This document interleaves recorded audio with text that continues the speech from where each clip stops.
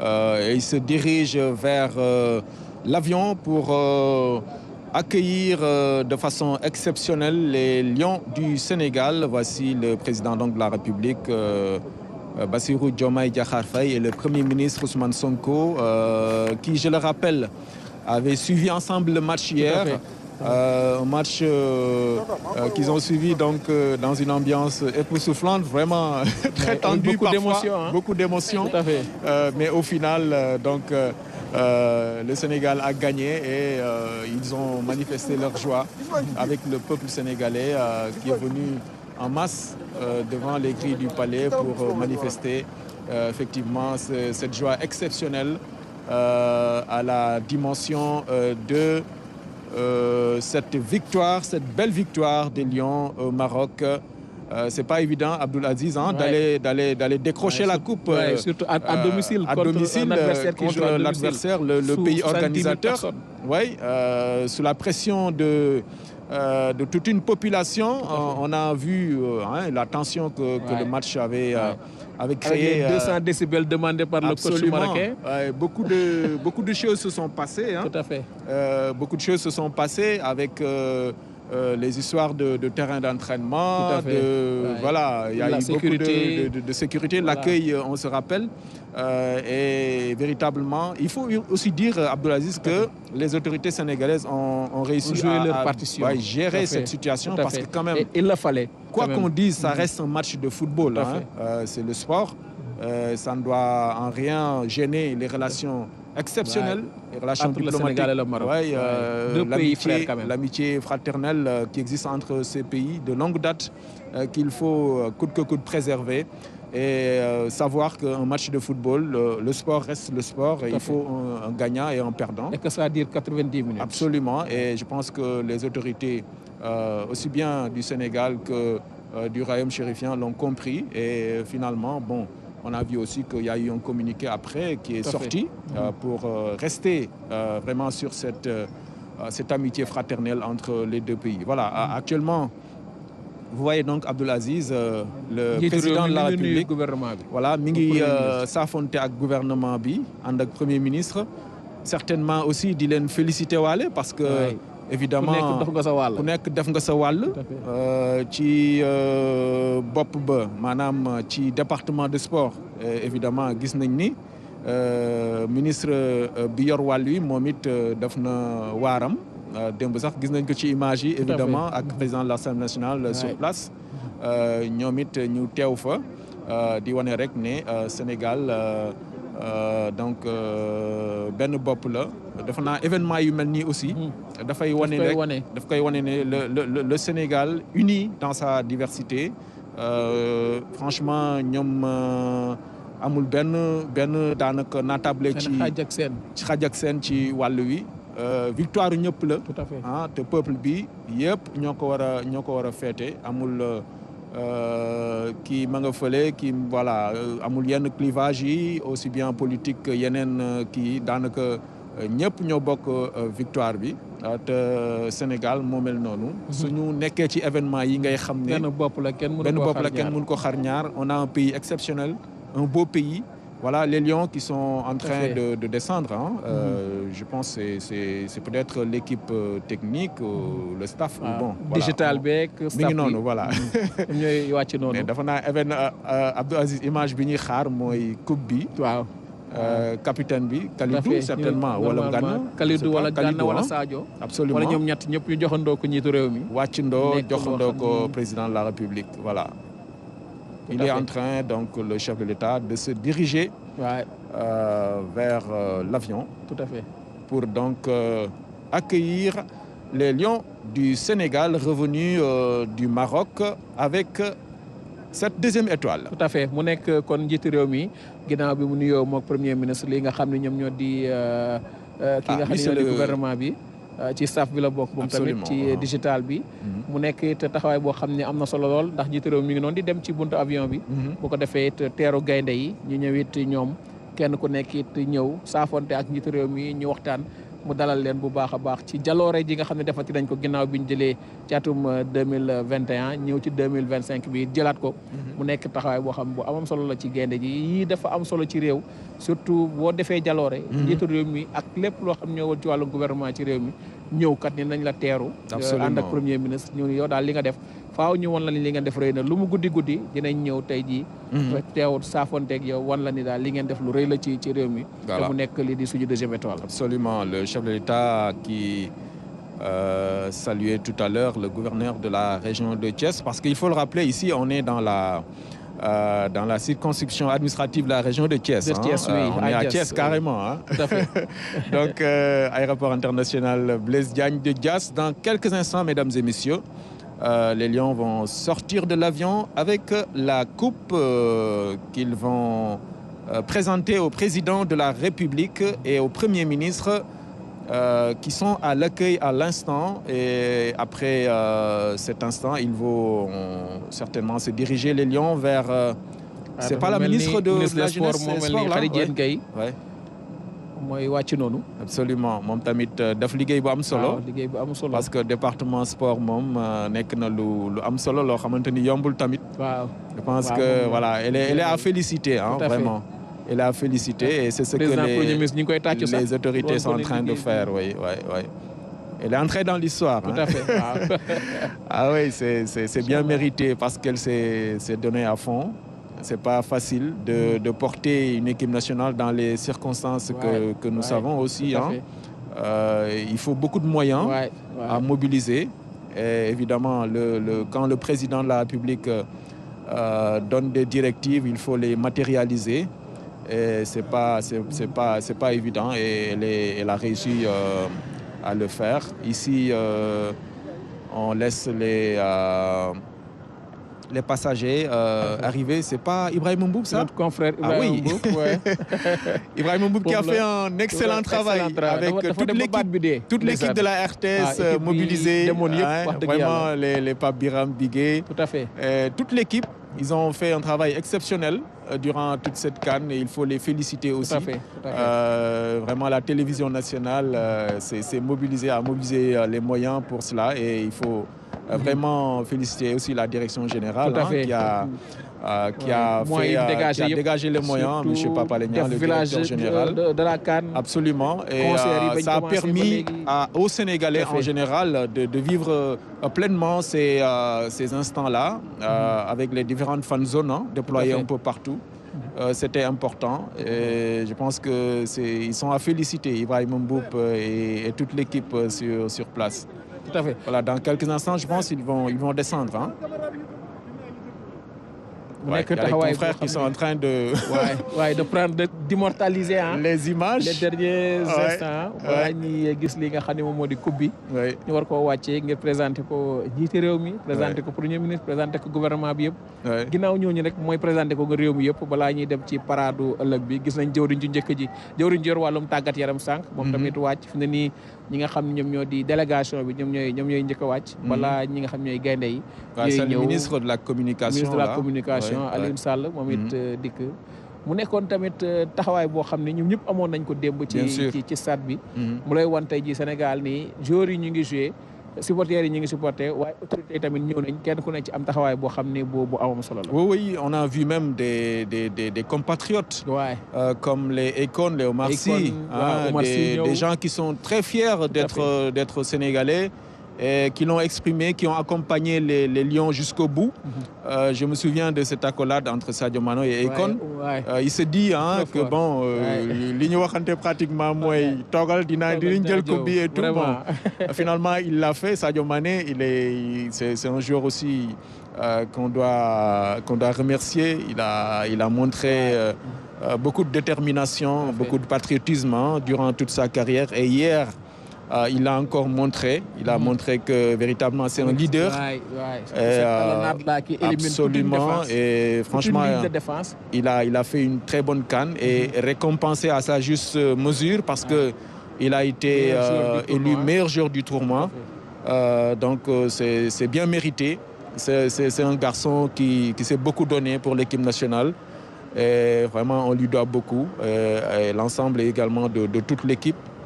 l'équipe s'est vraiment battue pour gagner cette CAN et aujourd'hui, on va encore les accueillir et leur dire un grand merci pour ce qu'ils ont fait pour le pays.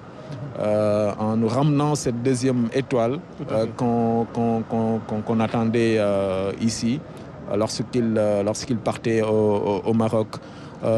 Abdoulaziz, pratiquement yow xam nga football hein bon xam nga ni actuellement Sénégal moom daanaka ñoo gën équipe ci Afrique et wane nañ ko je pense qu'il y a pas eu de surprise il faut le dire aussi démb la woon ndaxte ñun ak Maroc moo jël pays classement FIFA ñu jël deuxième absolument ñuy xëccoog moom ñu doon xool nag final bi au-delà final bi sax loolu la woon quoi ñaari équipe moo ñu doon départagé ñu ñëw nag gagné leen mu lay wan tamit te moo lay wan ni déclaration d'intention am na match buy daw conférence de presse dina ñëw coach bu nekk di nga wax li nga bëgg Sénégal dëkk ko yomb na waaye song koo jafe non on a une ba bal bi daw kenn ku ne dina xam une excellente équipe je le disais hier je pense que c'est notre temps tout à fait suñu temps la dañu war a profiter jël 3 étoiles ou 4 au moins après maintenant li ci am bon on verra parce que aussi football loolu la cycle la rek c'est réalité actuellement ñun ñoo aye comme on dit waaw ku aye wal sa il faut que ñu profiter ci jël le maximum de trophées et puis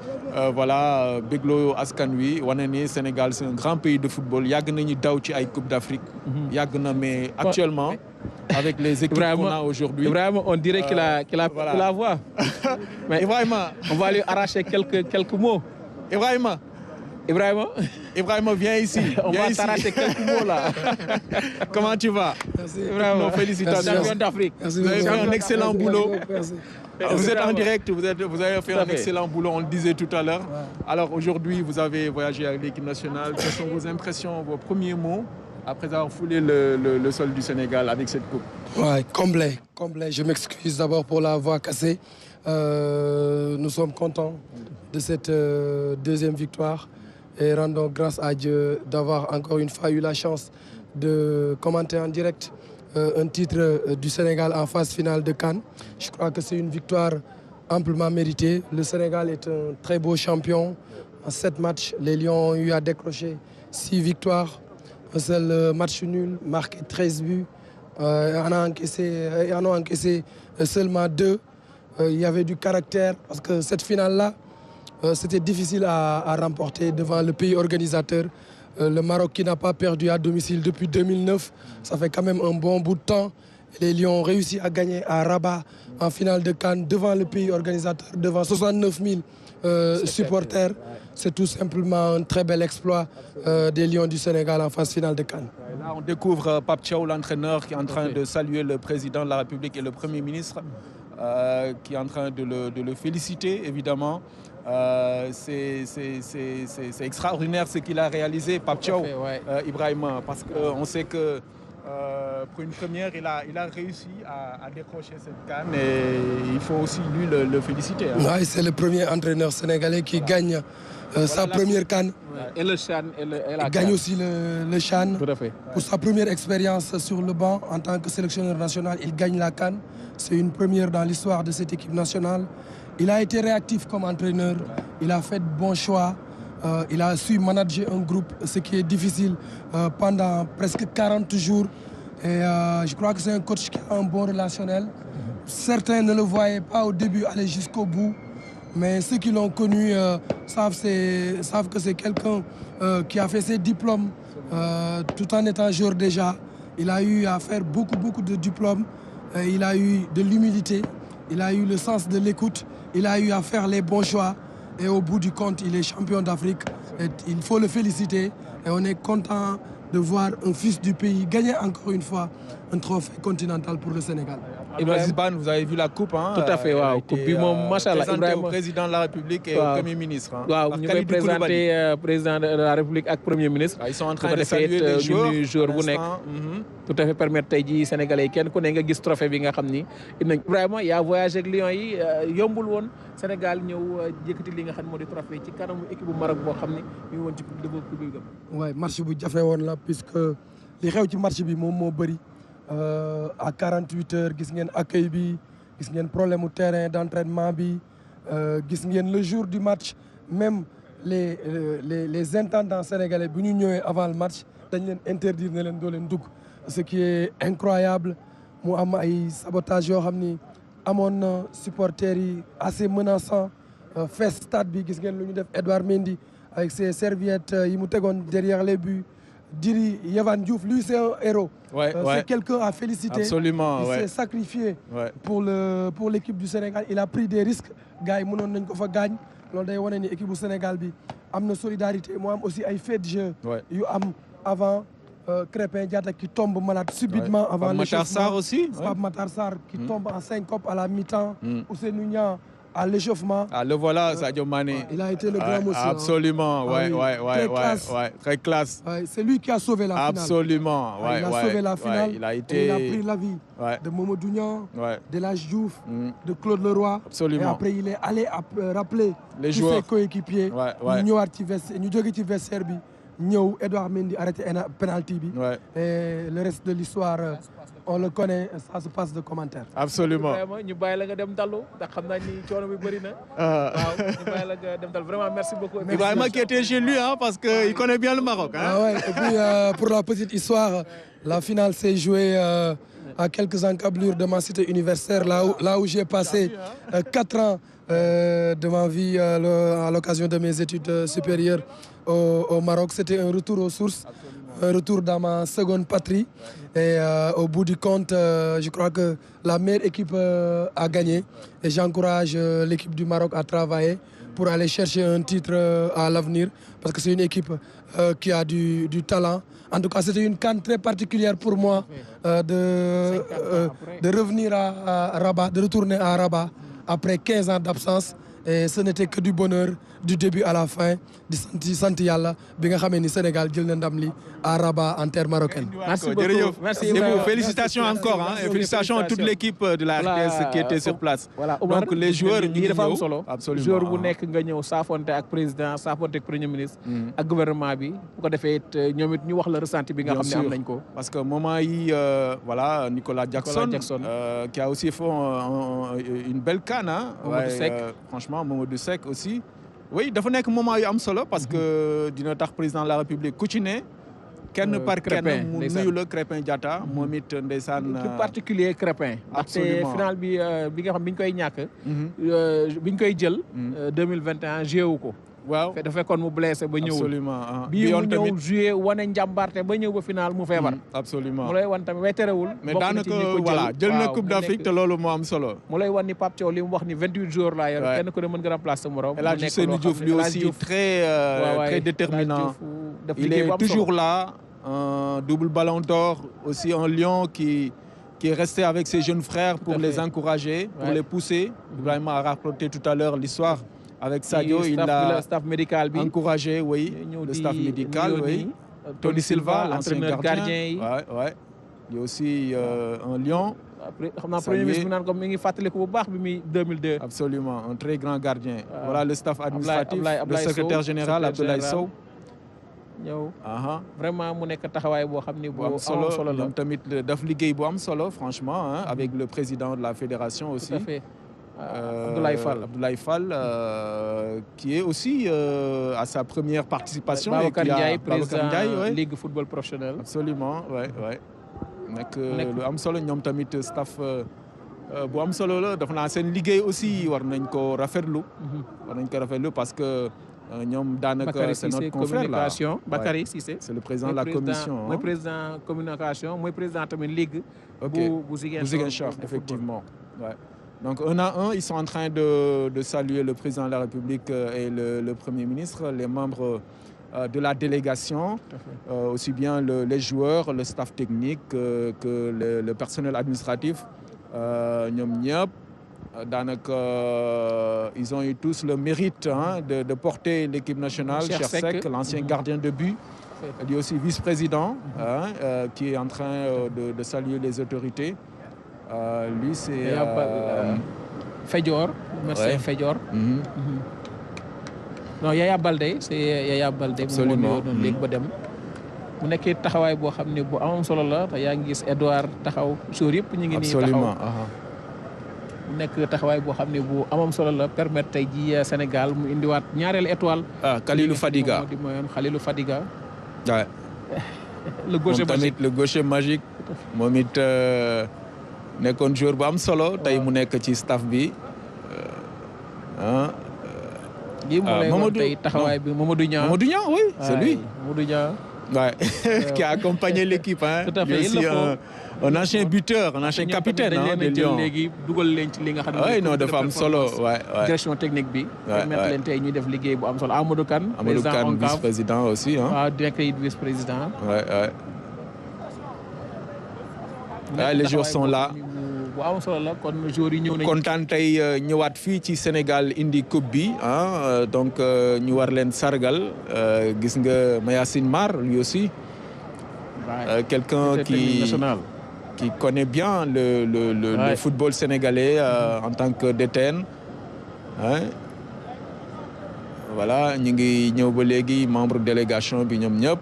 Voilà les joueurs les champions d'Afrique ils sont là avec les médailles. Voilà, ça c'est Boulaye Dia, je pense, non? Tout à fait. Boulaye moom moo nekk nii Elimane Ndiaye. Ouais, Cheikh Tidiane Sabali. Ay bravo, hein, bravo. Ils sont. Bravo Ousseynou Niang. Ouais. Chérif Ndiaye. taxaw ci wetam.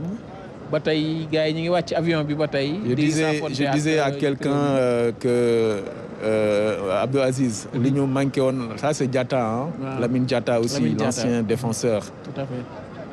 L'ancien défenseur du Sénégal, qui est aujourd'hui membre du staff technique. Je disais à quelqu'un, Abdou Aziz, que li ñu manqué woon dans le temps mooy vraiment mental bi. Moom la ñu am ak joueurs yi. Sadio Mané qui est actuellement en communication moom la ñu am actuellement. Tout à fait. C'est des garçons yoo xamante ni ils jouent sans stress hein. Et c'est ça qui fait leur force aujourd'hui. Tout à fait.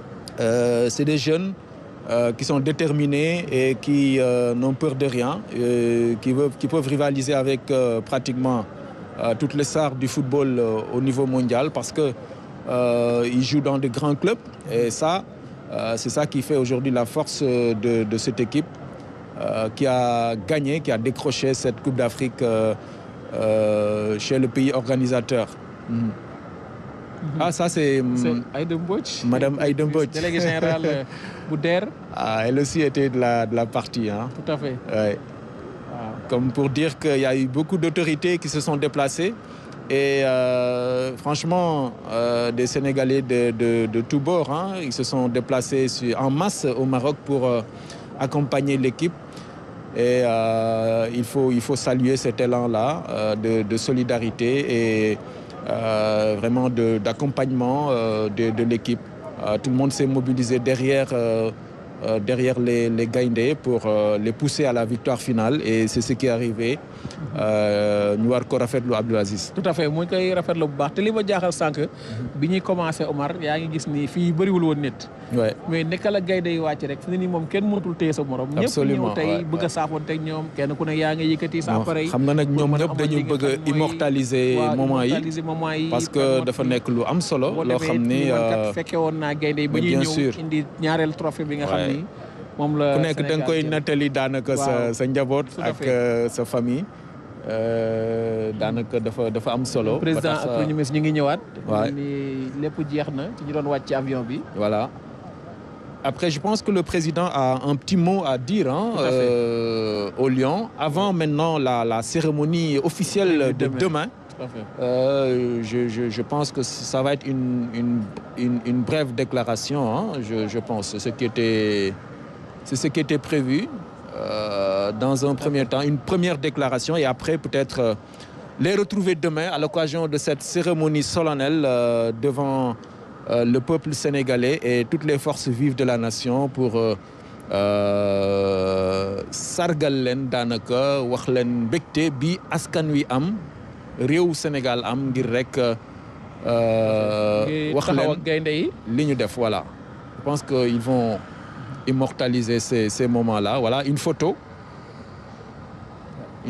et puis voilà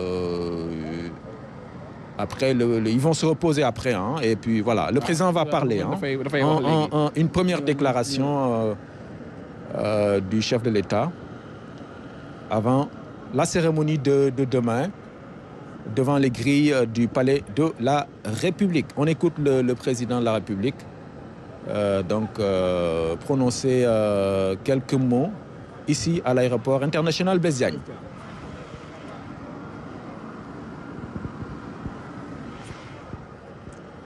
Voilà la dernière mise en place avant la déclaration du chef de l'État, qui aura quelques petits mots. Oui, voilà, Monsieur le Président. Voilà, on va donc écouter le chef de l'État qui va donc parler. Ouais. Voilà. Monsieur le Président, bonsoir. Vous venez les Lions qui reviennent avec cette deuxième étoile. Quels sont à l'endroit de Djambar? Merci beaucoup. Je crois que le premier mot qui correspond au sentiment le mieux partagé par toutes les Sénégalaises et les Sénégalais, c'est fierté. Ils nous ont rendus fiers en tenant la promesse qu'ils nous avaient faite en quittant Dakar. Quand je leur ai remis le drapeau, ils se sont engagés à ramener cette coupe. Et durant toute la compétition, en les regardant jouer, nous avons senti qu'ils avaient cette mission en tête et qu'ils avaient à cœur de ramener cette coupe et de rendre le peuple sénégalais fier. Ils l'ont fait en étant héroïques. Ils l'ont fait en produisant du beau jeu. Ils l'ont fait en étant très fair play. Ils l'ont fait en étant exemplaires sur le terrain et en dehors du terrain. Nous ne pouvons qu'être fiers d'eux. Ils s'imaginent certainement qu'ils nous ont fait passer par toutes les émotions. Nous leur avions promis, derrière chaque geste, de vibrer avec eux, d'être à leur côté et de les pousser jusqu'à l'exploit qu'ils ont réalisé de la plus belle manière hier à Rabat. Monsieur le Président, ci wolof gaynde yi ñu indi coupe bi yan mooy premier mot yi nga leen wax bien sûr nga leen retrouver demain. bu amee loo xamante ne tey moom la Sénégalais yëpp bokk ci lii ñu gaynde yi andil mooy mbégte ci ni ñu leen gisee ñuy footballé mu wóor ñu ne ñii seen xol ak seen xëtër yëpp def nañ ko ci bëgg nañoo bégal askanu Sénégal te bëgg nañoo wone ne jël ndam li nuñ ko diggee woon andi ko jaral na leen lu ne moo tax bi ñu leen gisee biir terrain bi pendant ci biir tournoi bi yëpp ñu ànd ceeg xarañte ci mën football ànd ceeg yar ci teewal ñu par rapport au comportement bi nga xamante ne moom lañ doon xaar ci ñoom ci biir terrain bi ak ci biti terrain bi wane ne tamit ni adversaire bi dëgër dañ koy tër daan ko ndax fi ñu teg seen bët moo tax mu nekkoon ci coupe bii kon nit ñu ko diggee woon defee nañu ko noonu dañu xam ne nag Sénégal yëpp a bég ci ñoom démb kenn mënul toog kenn mënul taxaw kenn mënul def dara li ñu nekk ci biir terrain bi di xeex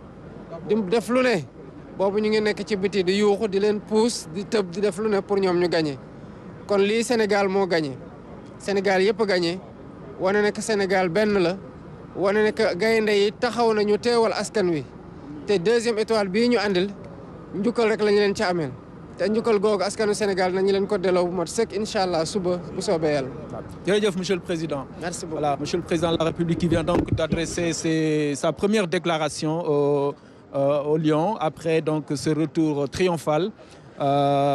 Fi mu nekk nii nag Abdoul Aziz président de la République daanaka pare na déclaration bi nga xamante ni moom la doon def adressé ko ak Lions yi léegi nag fi mu nekk nii daanaka dafay bàyyi rek Lions yi dem noppalu ji mu retrouver leen demain devant les grilles du palais de la République su ko defee ñu saafonte ak askan wi yegg si foofu ci grille palais ñu def cérémonie solennelle bi nga xamante ni moom la ñu prévoir gannaaw ba Lions yi saafonte ak askan wi ba noppi mu nekk kon lu am solo première déclaration bi la suba kon ñu vivre yeneen moment yoo xamante ni yu am solo la donc ni ñu ko waxee rek. Tout à fait.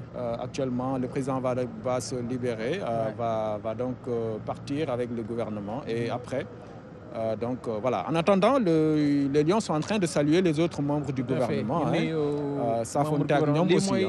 njiitu réew mi li ñu mën a jàpp ci waxam mooy ku la jox ndékki bu la diggee reer nga war koo mën a xaar. Absolument. waaw parce que li mu leen waxoon ba ñuy dem. mun leen boo leen ko matalee boo leen ñëwee dañ ko matal ba mat sëkk ñu ne ci suñu wàll loolu leen wax ñu leen tamit buñ ñëwee ëllëg fi nga xam ne mooy ca palais incha allah dina leen wan it lépp loo xam ne tamit lépp loo xam ne muy ñàq lépp loo xam ne muy daw boo xam ne def nañ ko ca terrain ba fexe Sénégal mu jël coupe bi ñoom it dinañ ko matal bu baax a baax suba incha allah. Absolument et puis rappelé na ko bon ni ko kenn ci ay prédécesseur am doon waxee muy le président Abdou Diouf ku def lu rëy am lu rëy donc certainement dinañ saafanteeg ñoom waaye tamit dina am lu ñu leen neexale te loolu nag dañ koy mérité trop parce que ñoom ñoo ko def tout à fait waaw ñoo ko mérité voilà. ñoo ko def ñoo sagal Sénégal ñoo xeexal Sénégal ba permettre ko tey jii mu ñëw mu nekk noonu kon Pape Thiaw di coach bi di nuyu ñi nga xam ñooy membre gouvernement bi nga xam ni. député yi nga xam ñoom ñoo fi teew. waaye ku ci nekk wax ko mbégte bi mu am. effectivement dafa posé acte bu héroïque. ci démb.